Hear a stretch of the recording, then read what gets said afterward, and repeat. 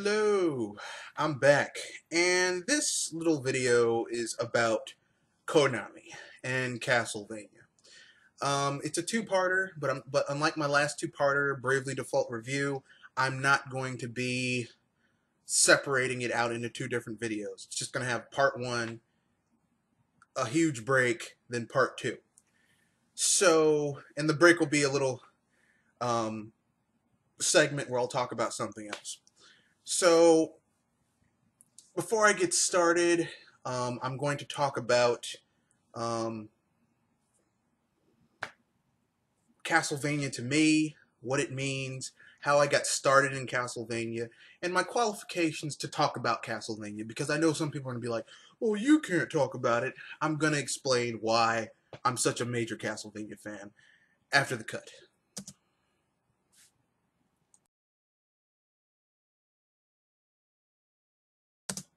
Okay then, here we go. Here are my qualifications for being a Castlevania fan. Okay? I'm a major Castlevania fan. I played the original Castlevania on the NES. I still have my original Castlevania on the NES. Castlevania 2, NES. Castlevania 3, NES. I have Super Castlevania 4 on my SNES. The fourth one was actually the first one I played because I had an SNES before I had an NES. But then I went back and played the other ones. I have Dracula X, aka Castlevania 5, Rondo of Blood. I have two versions. I have the chopped up SNES version because I had an SNES before I had anything else. And then I also have the TurboGrafx CD version of that game, which is the better version. Either that or the MSX, but I don't have an MSX, so I want to get one though, but I don't think I want to go. I don't think I want to go down that route. But you know, and Castlevania 5 is like the end of. Well, I mean, aside from Bloodlines on the Sega Genesis, but Castlevania games don't belong on a Sega Genesis. No. So basically, like I've played Bloodlines and I beat it, and it's a very good game. I've played a lot of Castlevania games. Those are just the traditional, traveling through a castle to the end Castlevania games. Here are the other Castlevania games that I have. I have Symphony of the Night. I have the Game Boy Advance Castlevania games, Harmony of Dissonance, and something, whatever. The two ones on the Game Boy Advance, I have,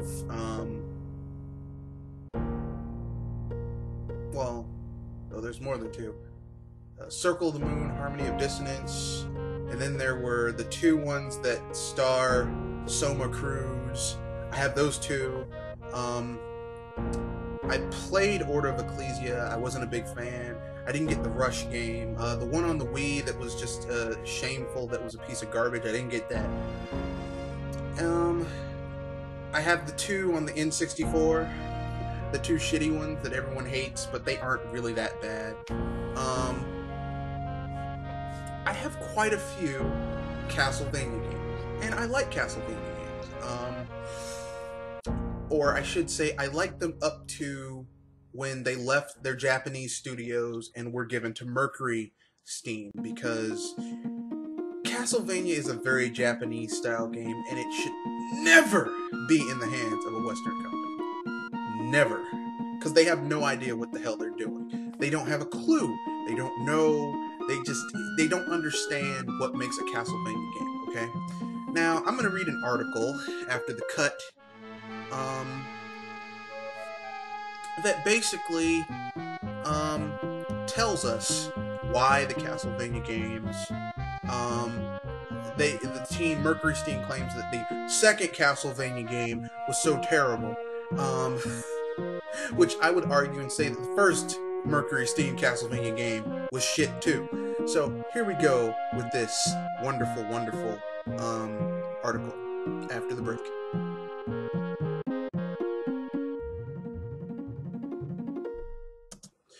Okay then, let me get started with this little article, which I first should emphasize that this article, like, I'm gonna read it, and this is from Player Essence. I'll leave a link in the description.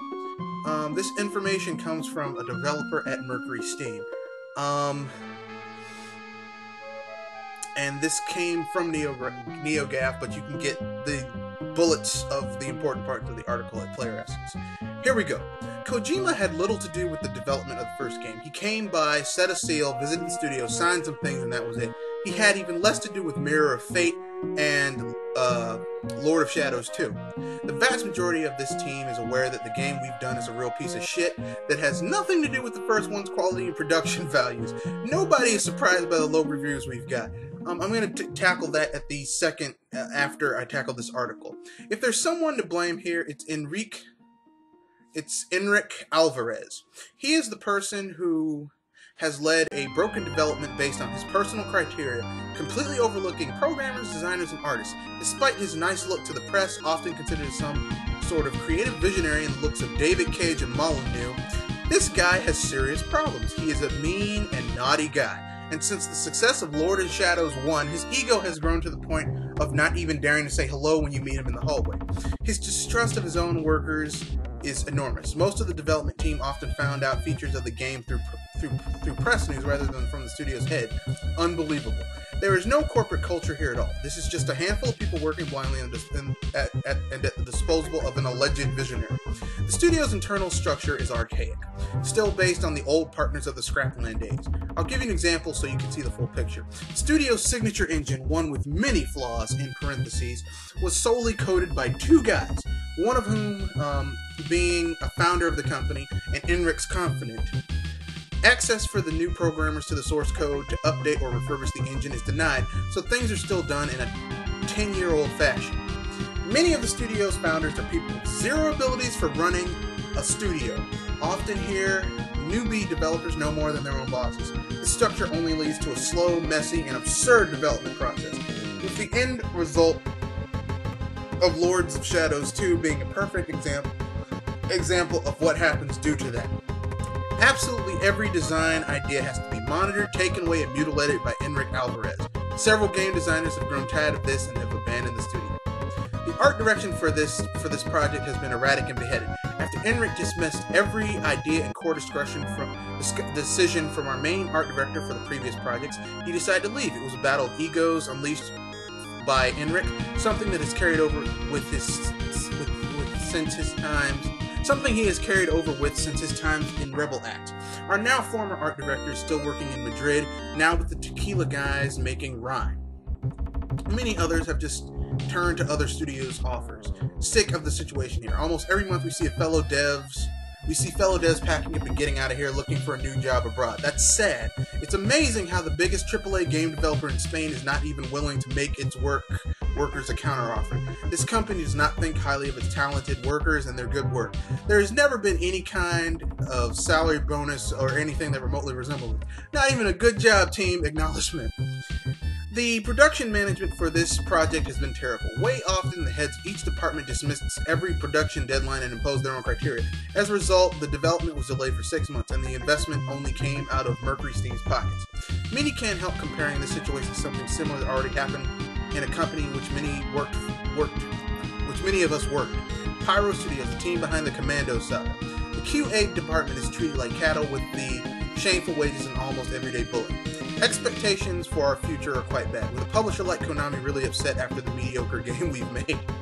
After completing Lords of Shadows 2, Mercury Steam has fired 35 workers, and it's embarrassing that no website or journalist is talking about that.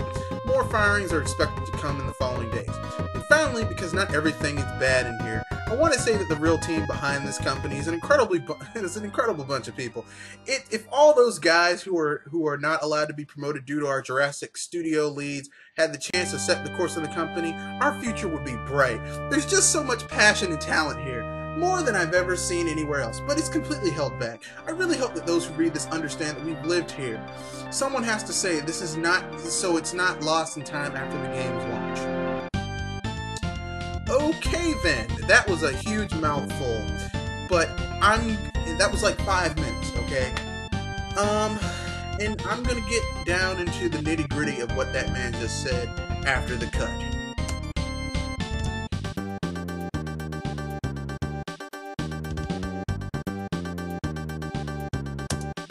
Okay then, yeah, it's time to get down to it. Now, in this article, this developer says that the reason Lord of Shadows 2 was terrible compared to Lord of Shadows 1 is because of systemic issues in the studio itself. I disagree. I mean, that may be a part of it, but I disagree that that's the main problem with Lord of Shadows. Now, I played the original Lord of Shadows, and while I was playing it, I felt like this game is fucking God of War with a different skin. Not innovative, it's just God of War set with vampires and werewolves. And you didn't get the vampires and werewolves until you were halfway through the fucking game. They took all of these things that were popular in other genres, in other games, and appropriated it for their piece of shit that they slapped Castlevania onto. Because that Lord of Shadows and Lord of Shadows 2 aren't Castlevania games. And I know what some people are going to say. Well, they had to give their own stamp. Look, listen, okay? If you were to give me Castlevania in 64, I would say that's a Castlevania game. Even if you don't like it, it has the hallmark of a Castlevania game. Even the shitty PS2 3D Castlevania games, you played them, it's like, this is a Castlevania game.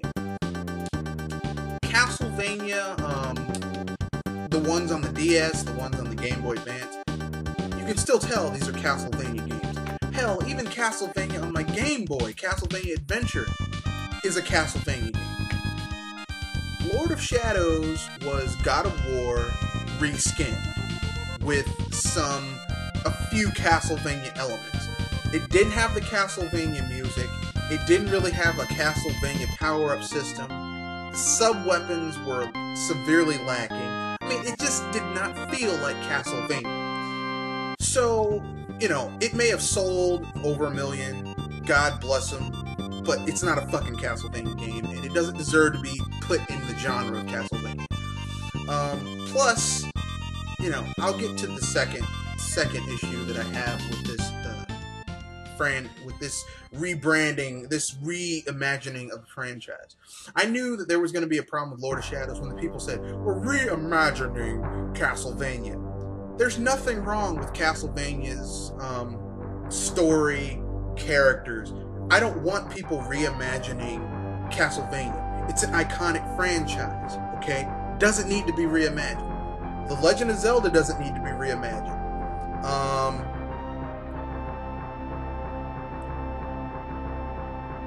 You know, F-Zero doesn't need to be reimagined. Star Fox doesn't need to be reimagined. Mega Man, believe it or not, does not need to be reimagined. Street Fighter doesn't need to be reimagined. Soul Calibur doesn't need to be reimagined. These franchises don't need reimaginings. We need to make them harder and grittier.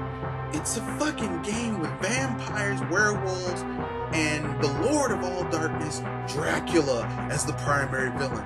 I don't need a gritty reboot of that. It's gritty enough, okay? But let's move on. So basically, you know, first part, you know, the reimagining, just, ugh. So, second part, you know, none of these games, as I said, did not have any real aspect of Castlevania aside from, you know, it had, you know, a few vampires, a few werewolves, some demons. Didn't really feel like a Castlevania game. It felt like God of War or Darksiders with, you know, some other trappings of more popular titles. I mean, this is not smart, okay? This is not smart. Now, moving further on, excuse me,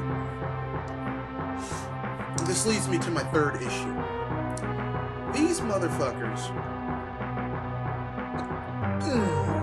excuse me, these motherfuckers built an entire game around the primary villain, 2 games around the primary villain of the Castlevania series. And I know this because your main character, Gabriel Belmont, in the first Lord of Shadows, becomes Dracula.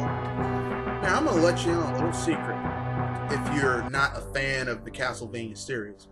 The whole fucking series is about trying to stop Dracula from being resurrected, or once he's been resurrected, to put his ass back in the ground. You do not build a new game entirely around the primary fucking villain of the fucking franchise. You don't. You don't do that shit. You don't do it. You don't do it. If you don't believe me, look at it like this, okay? Anyone remember the Legacy of Kain Soul Reaver? I do. I like that game. They made it, you know, the first game was about Kain, believe it or not. It was a kind of a weird isometric over-the-top RPG kinda. And then they made it into Legacy of Kain Soul Reaver, and they made like 3-4 games in that series. And they brought it back to Kain again. But by that time, Kain was seen as a villain, okay? Even though technically he wasn't. And that was the last game they made in the series. Starred Kain. And no one really liked it because, I mean, I've been playing this game as this dude is the primary villain. Why do I want to play as the bad guy? It doesn't make sense. It's stupid. No one's gonna make a Legend of Zelda where Ganon is the primary. Oh, you're Ganon. You know, he's the primary dude. Because, I mean, we've been programmed that he is the primary villain. We don't want to play as that guy. I don't want to play as Demise. I want to be the hero. Now,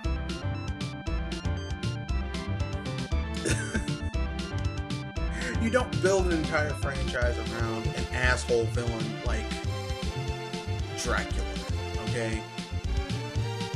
Now, so basically we have 2 games that are unimaginative, rip off elements from other systems, don't retain any real faithfulness to their source material aside from a few caveats and nods to the original games, and finally don't have the music that really goes along with Castlevania.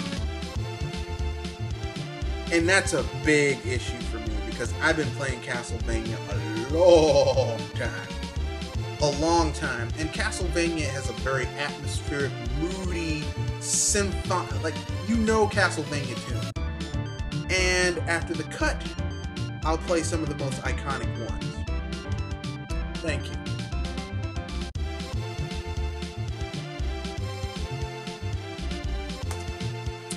Okay then, I'm back. And what you're listening to now is Bloody Tears. Bloody Tears is one of the most iconic Castlevania titles in the entire franchise. What you were listening to before was the theme of Simon Belmont. Simon Belmont is like the Mario of the Castlevania franchise. He's fought Dracula twice, well, technically 3 times, and kicked his ass every time. Once when he was cursed with a curse of weakness and darkness, and he still kicked his ass, because, frankly speaking, Simon Belmont's a badass. He does all of this with his whip and sub-weapons. No magic, just a whip and sub-weapons. So, basically, Castlevania is one of those franchises that helped modernize gaming. The first Castlevania was all about basically, you know, like, your whip had a limited range. It wasn't your go-to weapon. You had to know how to use the sub-weapons. Simon's jump was kind of shitty, so you had to know how to use what little advantages you had to the best of your ability. Castlevania 2, the same thing, except that was more RPG-ish. You gained experience, and you like, new power-ups were really expensive, and just really weird translations. Castlevania 3, not as bad, but it had branching paths with different characters you could team up with, and the main character in that one was Trevor Belmont, I believe. Or maybe it was, yeah, Trevor Belmont. And then, back to Super Castlevania 4, we went back to Trevor. And then after that, the Castlevania 5, we had Richter Belmont. And we left the Belmonts until we got to Just Belmont from Harmony of Dissonance. Just Belmont. And Julius Belmont from Aria of Sorrow, like in boss rush mode, he plays Julius Belmont. But the Belmonts basically have this, their fate is intertwined with Dracula's. Now, the reason this is because, according to the original storyline of Castlevania, the first Belmont to actually fight Dracula was Alexandra Belmont, who was a woman. And she defeated Dracula. And she met his son, Alucard, and they had a kid. That kid, according to the original continuity, was Simon. So, technically speaking, Dracula is not only Simon Belmont's nemesis, he is his grandfather. So basically, the blood, technically speaking, Simon Belmont is a quarter vampire. Originally, okay? So that's why he has this inhuman ability to fight vampires, because he part R1, okay? But that's aside from the point. Castlevania is a series with a rich and deep history. It's iconic to the gaming overworld, and these assholes basically took that and shit all over it. And they act surprised when people didn't want it. This is not the game Castlevania fans wanted. What we got was God of War and Darksiders with a sprinkling of Castlevania, not Castlevania. Hopefully, Koji Igarashi will come back and bring Castlevania back to levity, because, my God, Western studios don't need to be working on Japanese games.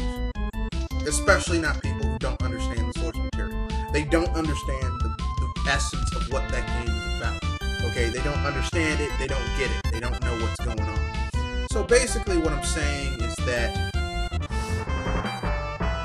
you know, I grew up playing Castlevania. It's one of my favorite gaming series. It's a non-Nintendo gaming series, but I love it. I love, you know, I mean, it's not from Nintendo, but I still love Castlevania.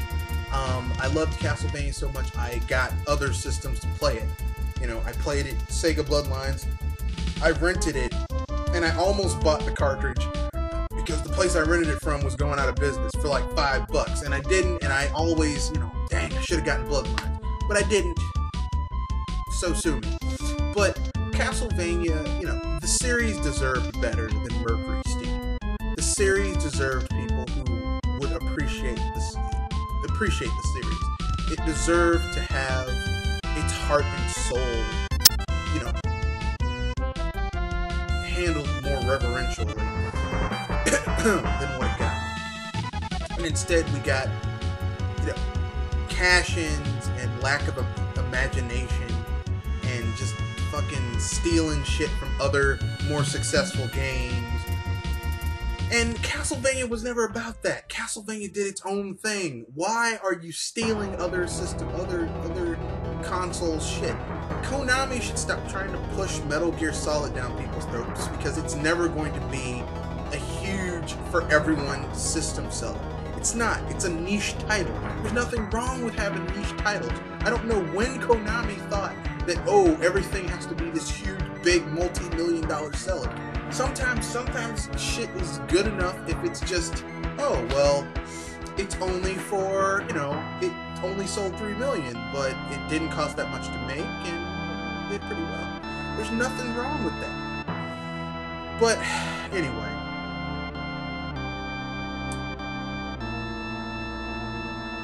Castlevania has gone down the tubes since the Western studio first got onto it. Not because the Western studio got onto it, although I am, you know, an old school gaming fan, and I don't trust Western studios with Japanese IPs, because more often than not, it's shit. They turn it into shit. Like, I wouldn't trust a Western studio with, I wouldn't trust a Western studio with, Mario or Final Fantasy. Although, considering how Square Enix has been using Final Fantasy recently, you know, I would trust a Western studio with Final Fantasy more than I trust Square Enix with Final Fantasy. But that's aside from the point. My final point is this: Castlevania used to be a wonderful series. I mean, truly a great series. And these assholes took it and ran it into the ground. And they're blaming everyone but themselves. You know, it was the development system. I'm going to let you in on a little secret, okay? There are developers making games for the Wii U that are using the Union Engine. The Union Engine is old as shit, okay? Dragon Quest VIII on the PS2 used the Union Engine, okay? And probably some other games, probably the fucking Rogue Galaxy used the Union Engine, okay?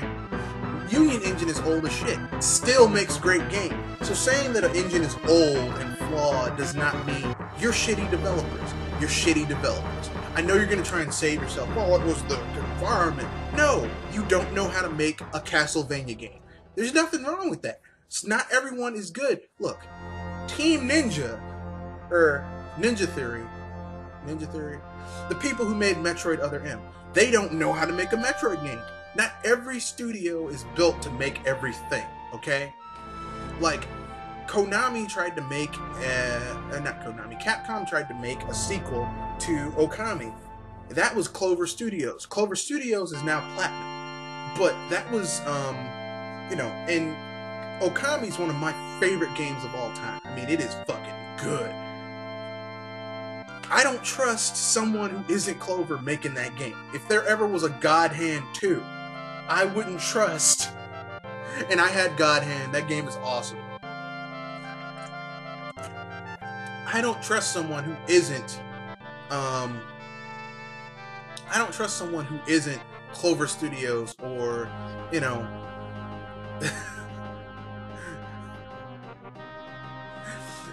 Clover Studios or now Platinum making that game, because they don't know what in the hell they're doing. They don't have a clue, okay? Different people have different things. You know, different studios are good at different things. Like, I don't, like, to tell you the truth, if there's a first-person game, I would feel comfortable with retro making it. I'm sorry, because of Prime. I don't really want anyone else touching Samus right now. The 3D first-person shooter Samus, I don't want anyone, because I don't trust them, okay? So, basically what I'm saying is this.